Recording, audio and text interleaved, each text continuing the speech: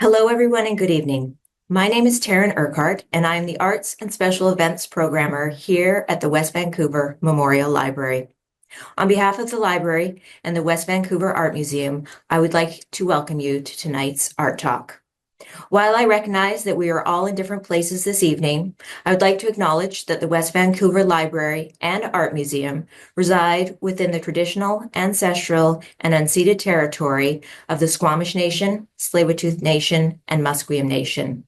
We recognize and respect them as nations in this territory, as well as their connection to the lands and waters around us since time immemorial. It has been my great pleasure to work with Alison Powell and her guests tonight to bring this event to your screens. And now I would like to pass things over to Alison, who is waiting for us over at the museum. Alison? Thank you, Taryn, and thank you all for joining us this evening. My name is Alison Powell, and I'm the Assistant Curator here at the West Vancouver Art Museum. I'm also a settler living and working in the lands of the Squamish Nation, the Tsleil-Waututh Nation, and the Musqueam Nation. And I'm joined by our featured artist today, Aaron Nelson-Moody. I'm in English, Aaron Nelson-Moody, and in Squamish, Taxinyaquala, and I come from a village called Chiakamis, though I live here in Homoltusen in North Shore. Well, thank you for joining me, and it's such a great opportunity to be able to speak about our experience putting this exhibition together. It's been about a year that we've been working on it, and now we're sitting in the exhibition space. And when we first met each other, we sat down and had this long conversation.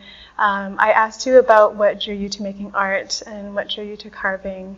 And it kind of opened up this larger conversation about how in your youth you were studying to become a journalist and how that path wasn't quite bringing you happiness. And you ended up going on a seagoing trip with Will Acton. Mm-hmm. And that kind of spurred this path for you. Do you want to speak a little bit about that? Sure, yeah. I think... well, as now, I was also quite shy early in life, and just I had thoughts or creative ideas I wanted to express, and writing and photography seemed like a very safe way of doing it. I could hold the camera between me and the world, or the notepad between me and the world, and at some point I realized I wanted to interact more with people. Around the time I was working, doing a lot of freelance work. My grandfather passed away, and when I went home, I was challenged by an elder to carry on some of my grandfather's teachings, and I wasn't really sure how to do that. But at the same time, Sopluck was recarving one of our ancient designs of a seagoing canoe, and I was very excited to do that. So I worked really hard to get into the canoe, and we trained for months, and then paddled to Bella Bella. And on that trip, I got to see living culture in so many communities, parts of culture that we'd lost in our home. And I got to know Will Acton better. I knew him a little bit as a boy, but he'd really flourished as an artist. And, his confidence, his determination, his hard work, his dedication to not only the craft of carving, but also responsibility he took for communities he worked in. And he was such a generous, sort of goofy, loving, cheerful guy. I just wanted to be like him. And I was very grateful that he took me under his wing and, showed me a very new way of life, which includes wood carving, stonework, jewelry, and ceremony, drumming and singing, all of the beautiful stuff that he does. And when we were putting this exhibition together, it became very clear to me early on that a major through line through the exhibition would be this connection between creativity and storytelling in your work. A lot of the works in the show, they highlight your own personal story and a lot of family stories, especially with this piece behind us that takes up the entire wall of the museum. And it's called Salmon Gaff and features a story about one of your uncles. Can you talk about how storytelling shows up in your work? I think there's I think there's a lot of stories, and I think some can only be expressed in song or in dance. Some, I think they work better in text, and then some are, better as paintings or sculptures. So I think we're all sort of engaged in storytelling. In terms of Indigenous art, sometimes people just tell the barest hint of a story, when they're selling things in galleries, because they're not trying to sell off their culture or, the deep teachings of their culture. They're just sharing a little bit, but even that little bit is profoundly beautiful when you go into a gallery or a museum and see the amazing work that people are doing on the coast here. I have my own stories, and some of them weren't really being told in our community. We're being pretty private because we'd had a lot of things copyright out of our control, or people would record us without permission, and it was frustrating. But I think we still have this idea that there are important stories to tell, and to find the courage to step forward and to maybe to share a little bit more, so people realize what they're looking at. So a lot of my stories are using classic Coast Salish iconography or approaches. The compositions, the elements, the colors, all of those things are historically accurate, and also the desire to tell some personal stories is also an ancient tradition. So it kind of comes across like we're using an ancient language to express, our contemporary lives and our contemporary stories. But a lot of them harken back to, I think other people can read them differently than I intended. I know what I'm thinking when I make a design, but I hear other people interpret them in their own way, and it's just as interesting, because so many people here have stories about eagles and salmon and bear and wolf and all the rest of it. So yeah, it's meant to be a little bit open for interpretation, which I think invites a lot of people in. Excellent. And also this idea of community was a large kind of theme in the exhibition. So much so that we featured a couple of your collaborators, Athena Pika and Angela George, a very accomplished weaver, who goes by Angela Powell now. And there's just so many levels of community within the exhibition, either physically interacting with another person, or kind of having community in mind when you create a piece. So can you speak a little bit to how community kind of shows up in your work? Yeah, well, the art form itself, I'm borrowing from my community, and things I'm doing with my artwork will affect the next generation. I'm setting a precedent that's either good or bad with what I'm doing, and we won't really know that for a while. But I have to be mindful that I'm using our art form, and I'm, in a way representing my community. So I try to be mindful of that and ethical about that. And we never do anything in isolation. We're always working, either someone's helping us lug the big rock around, or someone's helping us, giving us feedback on our designs, but we're always sort of interacting with community. And I'm often talking to people about a specific story, or how to pronounce a specific word, or getting them to tell me a story again. So what you see is just sort of the tip of the iceberg, if you will, when you look at the art. It should always represent community, and it should always represent all the people in our lives. So when my family sees the salmon gaff piece, they'll smile, because they'll know the story as well, and they might know different versions of the story. They might have more details than I know of, so maybe they'll start telling their versions as well. So it's always a community endeavor. And when I ask that question, I'm bringing to mind the sound wall piece that you worked with Angela George or Angela Powell. And in the beginning, it wasn't meant to be kind of a two-person endeavor, but you felt it was important to bring her in. And can you talk a bit about that experience? There's a bunch that I can't take credit for. Corey Douglas worked really, really hard to create a place for Squamish people to put our artwork up, and he worked very hard for balance, because historically they would ask for men's art, and he said, we've got a bunch of really strong women in our community who haven't been given the venue they deserve. So he pushed really, really hard for that. And then in the moment, because they were saying, well, maybe one of you'd have the front, one of you'd have the back, and Corey just piped in and said, well, what if they collaborated? just hoping that we could sort of pull it off. But I'd never really worked so closely with a weaver and their designs, because it's a very different art form in some ways. Women would carry the deep teachings of weaving, and I was told that men carry the deep teachings of carving and design. So lots of male weavers, lots of women carvers, but that's kind of how it was explained to me.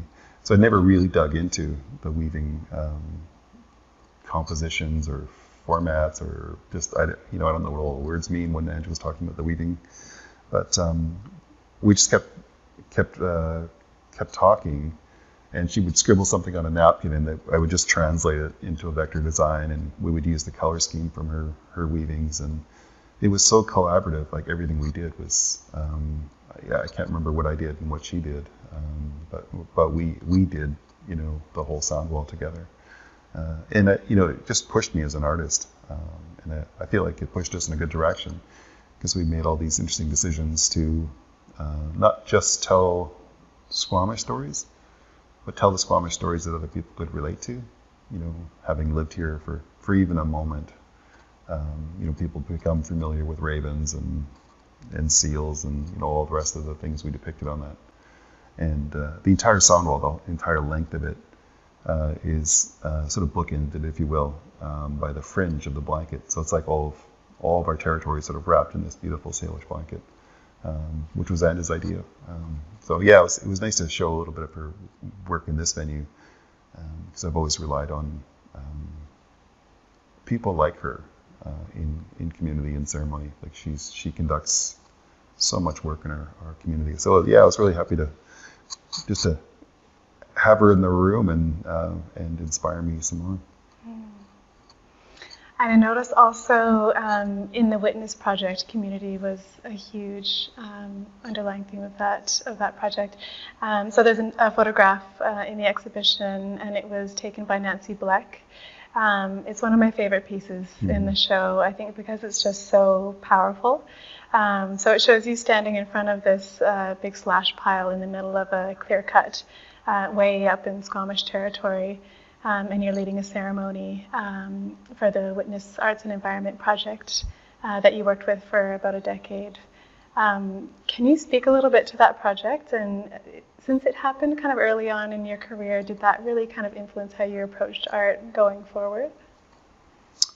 It did. The Witness Project, we interacted with the general public every week. For me, it was 11 years sort of volunteering with the project. And it was a chance for us, honestly, it was one of the first opportunities for us to bring our culture into the general public, and to bring some of our protocols into the general public. So Nancy and the late John Clark and Talazim Kane, our hereditary chief, they developed this beautiful program, and then our chief was having a bit of a hard time finding people who felt comfortable enough sharing our culture in public, because there was racism, there was blowback, there was just a million questions. It was kind of uncomfortable. But I'd done some work in schools with Halacton, and he was sort of training me in the work I did in the Seagoing Society. So it was a good time for the project to happen, because Chief Bill was able to draw on some of that experience, and we were able to help in his work. And Nancy, she's on this line between this sort of art photography and sort of the reportage of a war correspondent. So she was able to capture these intense moments in such a subtle and beautiful way. Because we're not really trying to convince anyone of anything in that project. We were just trying to show them things. And usually when people saw what was going on, they would make a decision that maybe would impact the environment a little less, or they would reduce something so they weren't taking so much from the world, or maybe they were more active and actually started to do something to preserve the nature of this beautiful place. Yeah, so anyways, I got to be a part of that project. I was just a small part of it. There was thousands of people who took part, and sometimes I was asked to speak, but for our chief. But the real work was sort of behind the scenes. There was a lot of people doing work in our territory to preserve the place, to look after it. Including my uncle, who was one of our fishery guardians, and they helped restore habitat and they kept track of what was going on, and in that photo, I'm the sort of the focal point, but there's thousands of people standing behind me that aren't seen in that photo. And just to explain a little bit more about the witness ceremonies and what that entailed, can you speak to how a witness ceremony would go and how impactful it kind of was for the community? Yeah, well, it's interesting because Nancy Black comes out of the photography world, and a lot of correspondents, a lot of photojournalists would talk about being witness to world events, but apart from them. So they saw their role as just standing behind a camera, recording things, and trying not to let it get to them, because sometimes correspondents see tragedies and horrible events in the world, but that sort of emotional distance, sort of intellectual distance, wasn't, in some ways, it's not really the Indigenous way. So when Chief Bill heard her talking about witnessing world events, he said, "Oh, it's funny, we have a word, otsam, where we talk about being a witness, but being a witness in our community is a very active role. You represent your family, you represent your culture and your community, and you're supposed to do something with the knowledge you acquire. So if you're at a ceremony and you're called as a witness, you're required to do something about what you learned in that event." So anyways, it was an interesting sort of setup. And the project itself, we took people from pretty much the heart of Vancouver in Yaletown, and for $15 you could drive from the Roundhouse Community Centre up into Upper Squamish. Excuse me. And there was a little bit of ceremony where we would call witnesses, and in the mechanics of it are we would just shake your hand with a token and just ask you to be a part of the work. So they would explain what was going on in the area, explain developments, legal developments or ecological developments, and then ask these witnesses to speak. And we normally ask people, a couple people from our community and a couple people from the outside world. And people had profound things to say about what they saw going on. And sometimes they were confused, and sometimes they were inspiring, and sometimes they were angry, and sometimes they were feeling hurt, and sometimes they were just grateful to finally see an old growth forest after having lived here for a number of years. So over the course of the spring and the summer, for 11 or 12 years, I'm not sure how long it exactly ran, thousands of people from the general public got to see what the logging industry looked like, what the old growth forest looked like, what the traditional territory looks like, and got to meet Squamish Nation for the first time. Many people, even within the town of Squamish, had never actually met us, had no idea that we were still around. And we had a chance to showcase. I think it was genius of Chief Bill to use our potlatch culture in a modern context, because I believe it's respectful, and I believe it's profoundly intercultural, and I think it creates change. It creates change slowly. It creates a kind of change that sticks in a community. You spoke a lot about the power of kind of just listening to each other and hearing each other speak rather than trying to kind of force agendas or that sort of thing. Yeah, I mean, one of our elders, she's passed away now, but she'd be talking to a group of youth, and sometimes kids didn't seem to be paying attention, and she never really got that upset about it. And she said, "I'm not just speaking to these kids today. I'm speaking to these kids 10 years from now, 20 years from now, because they'll remember this knowledge somehow, and it'll come sort of unbidden to mind when they have a problem. And just as children, they don't realize the significance of some of the teachings she had, but she said one day they would. So she felt it was very important to share them with them, and so that they had it sort of in their toolkit, like, if you will, when they needed it." And you did some live carving during that project, and you told me about interactions that you'd had with people that had little to no information or kind of knowledge about Indigenous culture, and some of those sculptures are still in the forest today. Mm-hmm. Can you speak a little bit about that? Yeah, well, we kind of have to prove occupation of our territory sometimes legally. We use all of our territory all the time, but if we do it correctly, there's no sign of it. But then legally, people say we're not even using that land. Our chief wanted to leave some markers behind, and he asked me to make some carvings. So we did 3 carvings, and they're different locations in Upper Squamish, kind of in the middle of nowhere in terms of modern society. But for us, it's in the middle of the heart of our territory. So there's 3 what have been nicknamed the Cedar Women, and they just represent the society of women who were the caretakers, were the knowledge keepers of the long history of our traditional territory. And it seemed like an appropriate marker for something that fell completely in line with what the Witness Project was about. Mm.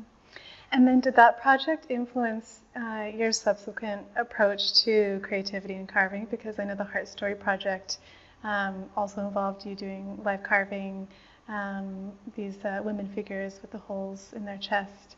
I'm wondering if there was any kind of resonance there. I know that one has its own story that goes along with it. In a weird way, I mean, I got to practice on my own. The carvings I did during the Witness Project, it was sort of when I was, I'd learned enough from Halacton to kind of start doing my own projects, and they were nowhere near as organized as what he's able to pull off. But when I worked with Halacton, he would work in the public, which is really uncomfortable. It's like taking your entire desk and all of its contents and your computer and going somewhere and setting it up with a few hundred people around you asking questions while you're working. So he's been doing that for 40 years or more, and it's inspiring to watch him work with community, and he handles it with such ease and grace and joy. And it's been a wonderful ambassador for our people and a wonderful inspiration for people like me who were too scared to talk about being Indigenous in the outside world, because it always led to this kind of conflict or a painful interaction. And he was just sort of bold enough and cheerful enough to pull it off. And anyway, so learning from him, I was able to bring that to the Witness Project. So Chief Bill was looking for people to bring our culture and demonstrate it. And Halacton was actually one of the first speakers for the project. And then, I was able to keep going back up and, do like drum making or regalia paddle necklaces or whatever it I was doing with the group. But yeah, a lot of that I learned from him. And I think he had to figure out a lot of it on his own. And I can remember a time when he picked up his ancestral name and he started using it publicly. And I can remember the sort of blowback from our community, like don't use your name out there. It's a sacred name. It's only for us, and don't use your Indian name in public because it'll get people riled up. Like we were scared of being hurt, scared of putting our heads up. So we kind of kept our head down. We kept quiet. And for him to start using his ancestral name, we were, a lot of people were quite scared. I was curious about it, but it seemed to be absolutely fine. And I did see him weather a lot of racism when he did it. And I saw him weather a lot of fear, I think, from our community, using his ancestral name publicly.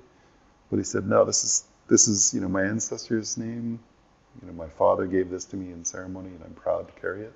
So he was just bold enough to do it, and inspired a bunch of other people to start using their real names in public. Mm. And we used your ancestral name in the title of this exhibition, which I think adds a lot to just who you are as a person and as an artist. Yeah, I've got what's called a new name. There are ancestral names in my family, and the sort of the links in the chain have been broken by residential school. So my family hasn't done many ancestral names. We haven't done the work to bring them out in public, and I'm not sure if we will in my generation. But we're trying to create the kind of pride and awareness and enough knowledge, maybe for the next generation, to pick up our ancestral names.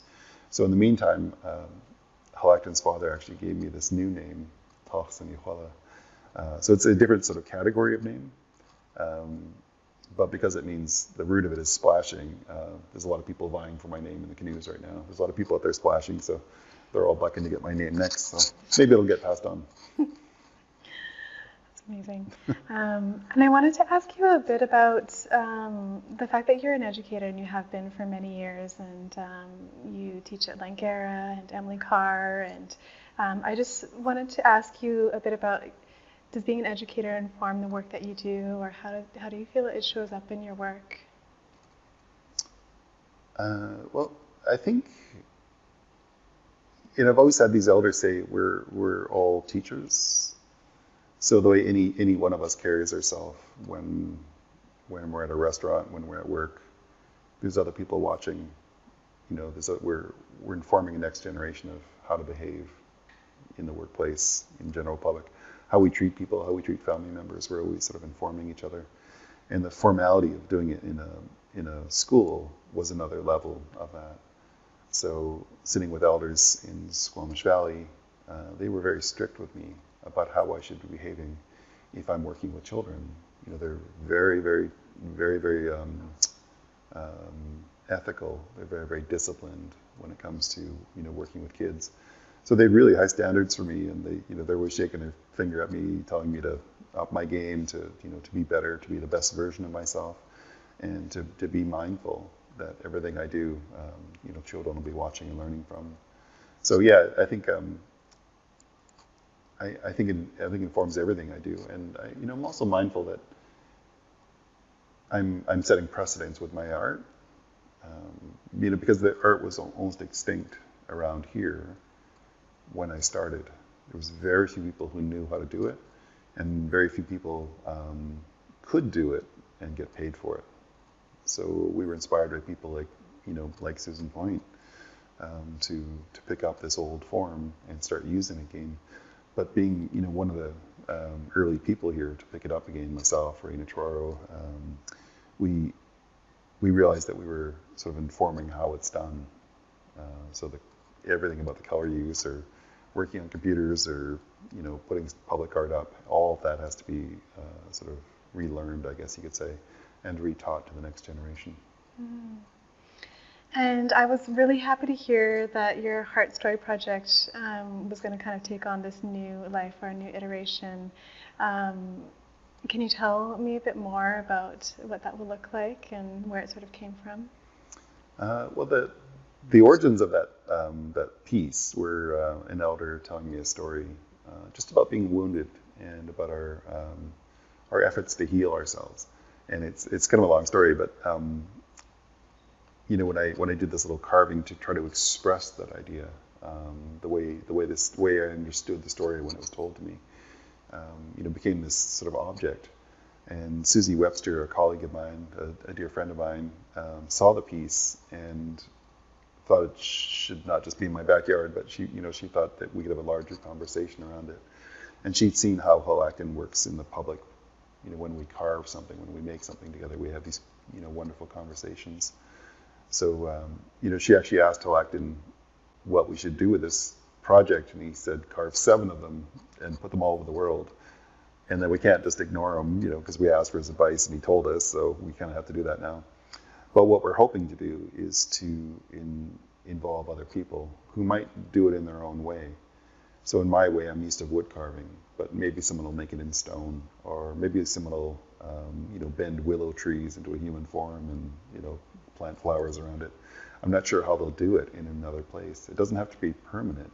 It can be really sort of ethereal and temporary, because the gist of it is just talking about, as human beings, just sharing sometimes how we've been wounded and how we can help each other heal. And in healing, I think we'll stop trying to consume so much. We'll stop trying to, find addictions or find material possessions. We won't just keep taking from the world. We'll feel more content in ourselves and maybe walk more gently on the world. Mm. And do you imagine that in collaboration with Indigenous peoples around the world kind of thing, or? I think there's a lot of Indigenous people all over the world talking about things this way. Mm-hmm. And there's also a lot of people, I know people in the men's healing movement talk about things this way. And Susie's been sitting with a group. She was involved in a women's group, and they were all talking about this as well. So I'm not sure who will want to do this next, but it's not an Indigenous story in some ways. The idea of taking from the world and trying to stuff it into that hole, that sometimes where our heart should be. leads to this overconsumption, whether it's food or material possessions, or I mean, how much does one person really need? I see people like the super rich that are in the world now, and I can imagine, I imagine it, if we were sitting at a big feast table and one person took 99% of the food for themselves, and the rest of us were just eating scraps. And I think that's also wrapped up in that story. If we were more content. And I think there's a lot of people talking that way now. And I'm curious to see who will tackle it next. I know I speak for a lot of people that I'm really, really looking forward to seeing more from you. And I know that you're working on a residency with Alison Powell up at SFU. Can you tell us a little bit about that project and kind of how you both are working together on that? Yeah, it's an educational residency. I'm based out of the museum at SFU campus in Burnaby. And Ange and I will be kind of overlapping a little bit, but she'll be doing a weaving. And she had this idea of doing this gigantic weaving. So a blanket 10 feet wide. I'm not sure how tall it is, but an enormous blanket. And she needed a big loom. So I'm working on this loom for her. And it's hard to translate some of our traditional activities into the modern world because the loom would historically be buried in the floor of our longhouse. But we can't do that in the buildings today. So I'm setting the uprights into large stones, carved stones, and making a whole toolkit. You need a fairly involved toolkit to make bulrush mats. You need a fairly large toolkit to do all the wool processing and weaving. And a lot of people in our community have a hard time getting hold of those tools. I've never actually seen a full kit in our community, so I'm going to try to make one and then leave it behind for Ange, and leave another set behind for the people at SFU, so that other people can pick up those tools and start working with them. And I mentioned weaving tools are fairly similar from different parts of the world, so there's other people very curious about the looms as well, because they come from different parts of the world with beautiful weaving traditions also. Well, thank you so much for joining me today. It's been an absolute pleasure being able to work with you on this project. And Stepping into the Circle is on until October 5th. We invite you to join us. Thank you.